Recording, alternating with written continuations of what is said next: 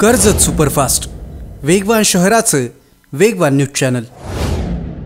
आदरणीय लाड साहेबांच्यावर एकही क शब्द आजपर्यंत आपण कधी काढला नव्हता। तो पोपट म्हणत होता, नाहीतर 2014 मध्ये तुमचा कार्यक्रम झाला होता। राजेश लाडच्या पाठीमागे जर सुरेश लाड काढला तर तुमची किंमत शून्य आहे। त्यांचा पुतण्या पत्रकार परिषद घेऊन सांगत होता, माझ्यापेक्षा जास्त ताकदीने तुम्हाला ताकद देईल, कुठलाही निर्णय घ्यावा लागला तरी मी घ्यायला तयार आहे, असं या ठिकाणी मी सांगेन। एक सुधाकर घारेला घाबरले, दुसरे दोन कुठून तरी शोधून आणले। ज्यांनी मला पाडण्यासाठी षडयंत्र रचले, तुम्ही घरी येऊन सुधाकर घारेला घेऊन गेलेत आणि सुधाकर घारेला युवक अध्यक्ष बनवला। आणि ते जरी कोण नसतील तर मी स्वतः उमेदवार उभा राहील आणि ती निवडणूक लढवेल। आणि सुधाकर घारेंनी ही जी जनता जमवलंय ही सुधाकर घारेच्या ताकदीने तयार केलेली आहे। सगळ्यांचा कार्यक्रम करेक्ट करू आणि पुन्हा एकदा ही विधानसभेची निवडणूक लढू। ज्याला 20 फेऱ्यांच्या पर्यंत आपण घरी झोपून ठेवलं होतं आणि ह्या सुधाकर घारेंनी वासरेच्या खोंड्यामध्ये तुम्हाला लीड दिला, म्हणून 2014 मध्ये तुम्ही निवडून आलात। मला मतदान देऊ द्या नाहीतर नको देऊ द्या, मी प्रत्येक माणसाच्या बरोबर ठामपणे उभा असेल, परंतु यांचा कार्यक्रम करेक्ट केल्याशिवाय मी शांत बसणार नाही। आपली लढाई अजून पुन्हा सांगतो बाकी आहे, आपल्याला अजून जिंकायचं आहे। यानंतर आपण सुधाकर भाऊ यांना विनंती करू की त्यांनी या ठिकाणी आपलं मनोगत व्यक्त करायचं आहे। सुधाकर भाऊ आगे बढ़ो, सुधाकर भाऊ आगे बढ़ो। आज या ठिकाणी होत असलेल्या नवसंकल्प सभेसाठी उपस्थित असलेले आमच्या परिवर्तन आघाडीचे सर्व प्रमुख पदाधिकारी, सर्व माझ्यावर प्रेम करणारे सर्व प्रमुख कार्यकर्ते, सर्व माझ्या माता भगिनी, महिला भगिनी, उपस्थित सर्व माझे पत्रकार बंधू भगिनी आणि जमलेला सर्व जनसमुदाय, 20 तारखेला जी विधानसभेची निवडणूक झाली, 23 तारखेला त्या निवडणुकीचा जो निकाल लागला, जनतेने मला जो कौल दिला तो कौल मला मान्य आहे। माझा पराभव मी स्वीकारलेला आहे, परंतु ही लढाई अजून संपलेली नाही, कारण मी अजून जिंकलेलो नाही।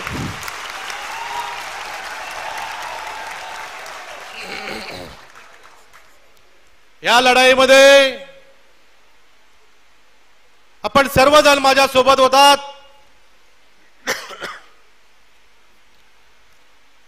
आजपर्यंत तुम्ही माझ्या सोबत आहात याची सुद्धा मला आज खात्री झालेली आहे। मी सर्व माझ्या कर्जत, खालापूर, खोपोली मधील सर्व माझे मतदार बंधू भगिनी असतील, सर्व माझे पदाधिकारी असतील, त्यांचा मनापासून आभारी आहे, त्यांना मनापासून धन्यवाद देतो।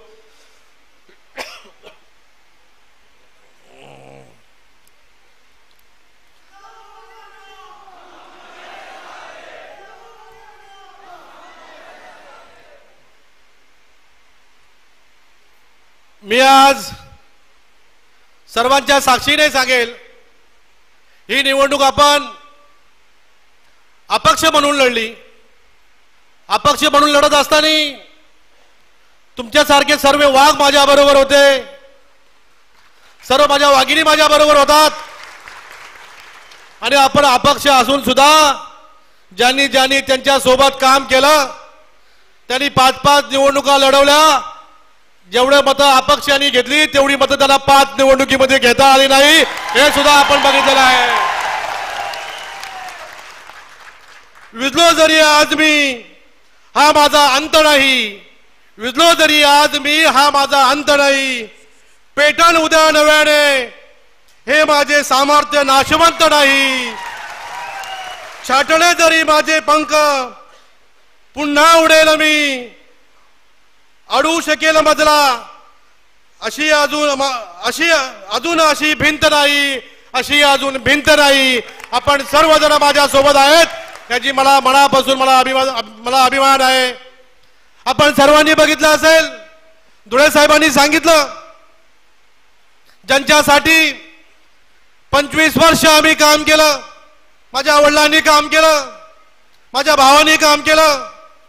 मधल्या काळामध्ये त्यांचा पुतण्या सांगत होता पत्रकार परिषदेमध्ये, 2017 पासून मी जिल्हा परिषदेची निवडणूक लढवली, त्यानंतर आपण सर्व पक्षाचं नेतृत्व करायला लागलो. आदरणीय लाड साहेबांच्यावर एकही क शब्द आजपर्यंत आपण कधी काढला नव्हता. त्यांचा पुतण्या पत्रकार परिषद घेऊन सांगत होता, तो पोपट म्हणत होता, सुधाकर घारे आणि मधुकर घारे यांच्यामध्ये घराघरामध्ये वाद आहे. मधुकर घारेला डावलून त्यांनी जिल्हा परिषदची निवडणूक घेतली, जिल्हा परिषदची उमेदवारी घेतली. पण तुम्हाला हे माहिती आहे का, तुम्ही विसरलात का, 2014 मध्ये तुम्हाला निवडून येण्याची शाश्वती नव्हती.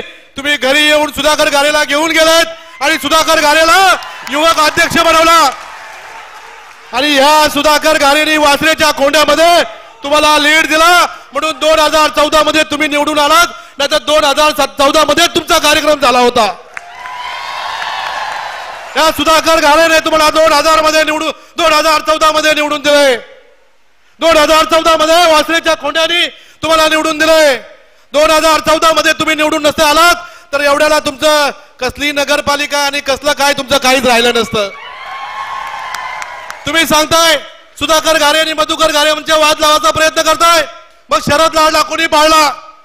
आम्ही सगळेजण राष्ट्रवादीमध्ये होतो. शरद लाडची उमेदवारी, शरद लाड उमेदवारी पाटील लढत होते. मग त्यांना का पाटील उमेदवारी दिली नाही? का त्यांना बाजारात पाठवलं? कोणी त्यांना पाळलं? याचं पहिलं आत्मपरीक्षण करा राजेश लाड.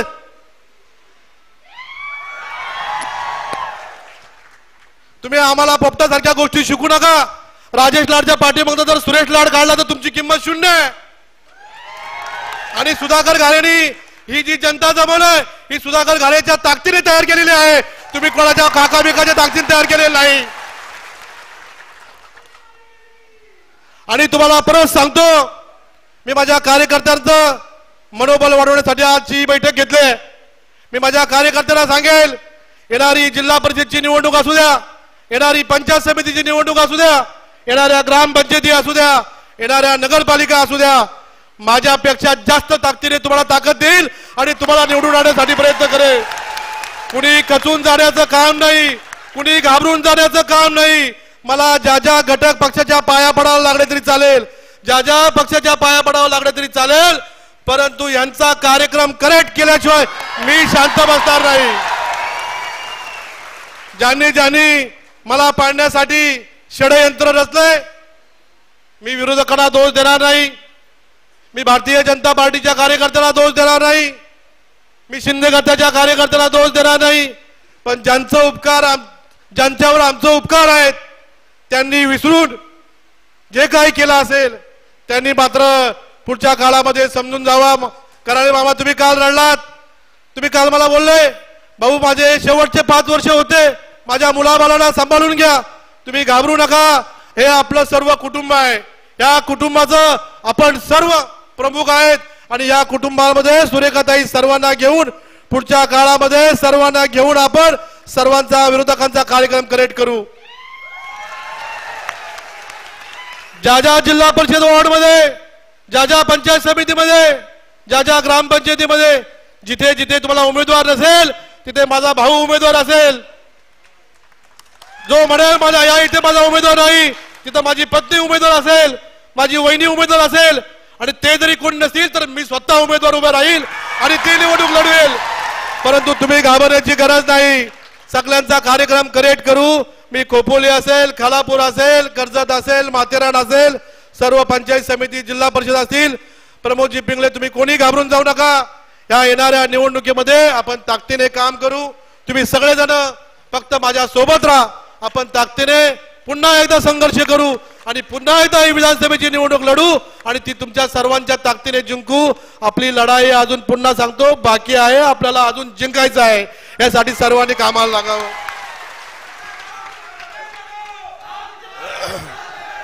आपल्याला सर्वांना माहिती आहे जनतेने मला जनाधार दिला. काही छोट्या कमी मताने माझा पराभव झाला. पराभव झाल्यानंतर मी माझ्या जनतेचा आभार मानलं. मला इतकं मोठं एक अपक्ष माणसाला बाईंनी सांगितल्याप्रमाणे 92-93 हजार मतदार मला मिळालं.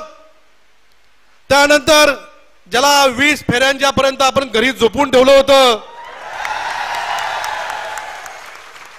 त्या माणसाने, ज्या जनतेने कर्जत खालापूरच्या सुज्ञ जनतेने त्यांना निवडून दिलं, त्यांना चांगला जनाधार दिला, त्यांना हात जोडून त्यांनी नमस्कार करायला पाहिजे होतं, त्यांचा आभार मानायला पाहिजे होतं, तर त्यांच्यावर दंड थोपटत होता. मी तुम्हाला परत एकदा दाखवीन म्हणून हे आपण सर्वांनी बघितलंय. मी आपल्या सुज्ञ जनतेला सांगतोय या 5 वर्षात, मागच्या 5 वर्षात झालेला अत्याचार आपण पाहिला, तरी तुम्ही असल्या माणसाला पुन्हा एकदा जनार्दन दिला, त्यांनी पुन्हा एकदा तुमच्यावर दंड थोपटलेत. परंतु तुम्ही घाबरू नका. या कर्जत खालापूरच्या जनतेने मला मतदान देऊ द्या नाहीतर नको देऊ द्या, मी प्रत्येक माणसाच्या बरोबर ठामपणे उभा असेल आणि आपल्या प्रत्येक माणसाला ताकद देण्याचं काम करील. आपण सर्वांनी मनापासून माझं काम केलंय. आपल्या पक्षाची संघटना मजबूत करण्याचं काम केलंय.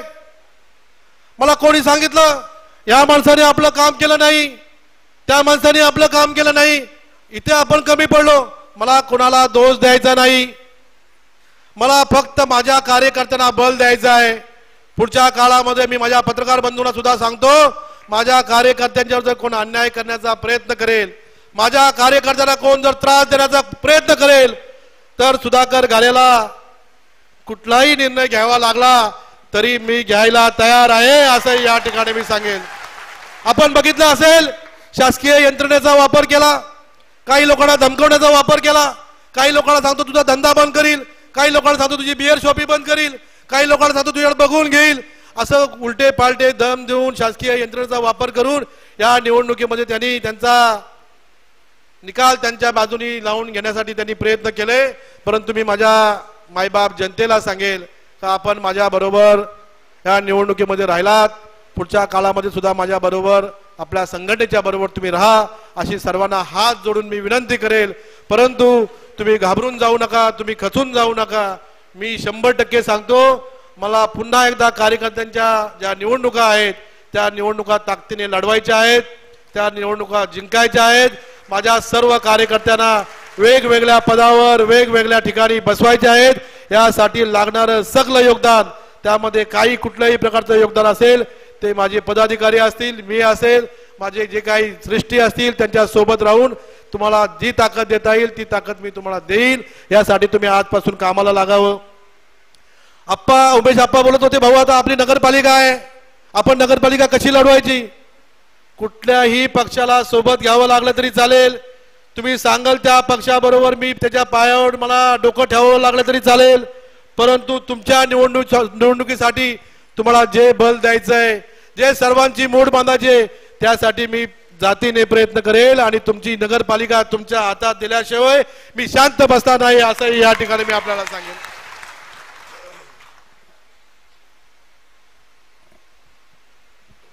आपण बघितलं असेल मी अपक्ष उभा राहिल्यानंतर त्याला 3 सुधाकर घारे उभे करावे लागले. एक सुधाकर घारेला घाबरले, दुसरे 2 कुठून तरी शोधून आणले. माझा प्रचार, डमी लोकांचा प्रचार सुद्धा यांना करावा लागला, यांचा प्रचार लांब राहिला, त्यांचा प्रचारही करावा लागला. त्यांना अगदी मला वाटते 23 तारखेला निकाल होता, 22 तारखेपर्यंत हे शांत घरात झोपले होते, बाटल्याच्या बाटल्या खाली करत होते. हे आपण सर्वांनी बघितलंय. 22 तारखेच्या 23 तारखेला मला वाटते 2:30 वाजेपर्यंत 20 फेऱ्या होईपर्यंत हे घरात बसले होते. जेव्हा खोपोळीतून यांना थोडीशी आघाडी मिळाली तर डोळे चोलीत बाहेर आले आणि जनतेवर दंड थोपटायला लागले. हे सुद्धा जनतेने लक्षात ठेवणं गरजेचं आहे, जनतेने लक्षात ठेवलं पाहिजे. आणि पुढच्या काळामध्ये यांचं दंड बुडापासून कसे कापता आले पाहिजेत यासाठी सगळ्या कार्यकर्त्यांनी ठामपणे काम केलं पाहिजे. तुम्ही सगळ्यांनी आजपासून जसं पूर्वीसारखं काम करत होतात तसंच काम करा. तुम्हाला जी ताकद लागेल ती ताकद आम्ही देईल. मला सुद्धा दुःख झालंय, तुम्हाला सुद्धा दुःख झालंय.